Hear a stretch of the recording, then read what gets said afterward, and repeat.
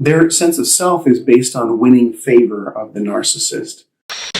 Often they can end up in later life having survival guilt. This is Jim Brillon. Welcome to this YouTube channel where we discuss all things mental health. The topic today is the roles that people play in families with a narcissist. These roles also apply in families where there's significant substance abuse. The problem with the roles that people take on is that it limits their own functionality within the family system, and these roles can become a template for their future relationships and their life in general, and can be really damaging. They can really kind of set the template for how their nervous system, how their emotional life develops. Often these roles change. One person might play one role and then something happens and they're put into a different role.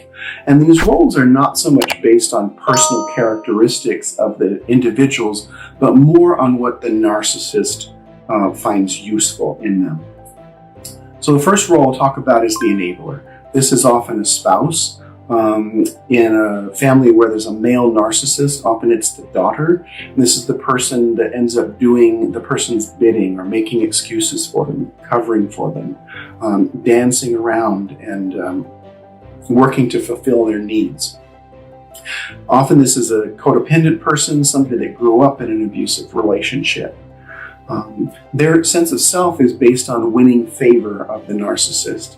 And often an enabler, such as a spouse, will wake up out of their trance years later and realize what they've been doing to enable the dysfunction, and then they start to witness the wreckage that the siblings and the children have been living in. This is the most likely person to enter into a relationship with a narcissist. There's a golden child, which is another role that often is assumed by different people in a system like this. This is the prince or the princess, the one that has the most favor of the narcissist. And often that's because they see in that child some trait, quality, something that they think is a good reflection of the narcissist. And one of the silent agreements that the golden child has to make is that they're never going to challenge the narcissist. They're never going to call them out on their stuff. Again, these roles can shift, and you can be dethroned from the golden child role and take on another one. Often the golden child starts to become entitled and feel that they deserve the special treatment that they're giving, and they can turn into a narcissist. Often they can end up in later life having survival guilt because they look at the damage that was done to some of their siblings and they got out not unscathed, but with a little less wounding. But not always. They can often take on a burden of trying to be successful, proving that they're successful, and that can lead to perfectionism. So what happens often is the golden child is that they have a harder time separating from their parents, and they can be drawn to other abusive relationships. They can even search for love that never really fulfills them, or may decide not to get into a relationship at all. They've been put on a pedestal, and their siblings often are resentful of them, so they need to work on that resentment. Otherwise, they can feel alienated from their siblings. Another role is the scapegoat. The scapegoat is really the person that gets it within the family system. They're the one that recognizes the dysfunction and speaks up about it. They're often very sensitive people, and people that pick up on detail in the environment that other people don't notice, or other people pretend not to see. What happens is, because the narcissist is now threatened by this person, they've got to be isolated. This person might be more calm and grounded than other people, and one of the aims of the narcissist is to keep people emotionally dysregulated. So the scapegoat is criticized, gaslit, blamed. Their self-esteem is damaged, and they really struggle with a lack of belonging. All of this can be crazy making for them. A lot of times what happens is that scapegoats become lifelong victims or people pleasers. The scapegoat often becomes the punching bag for the narcissist. And what happens is that they're not given the love and affection unless they perform and acquiesce. They're likely to become self-aware but suffer damage. They can be driven to succeed and prove themselves, but they may still need to work on childhood trauma as an adult. The lost child or the invisible child is the child that's often neglected. They're the person that the narcissist sees no use in them. So they don't really mean anything to the narcissist. They're never given praise. They're not nurtured. They can become isolated, lonely, independent, and develop feelings of unworthiness. They might feel unloved. These are the people that are most likely to develop depression and substance abuse. And they sometimes foreclose on relationships, just deciding that relationships aren't fulfilling, so I'm not going to try. The hero child is the child that often is one of the older siblings, becomes the responsible one. They can sometimes become perfectionistic.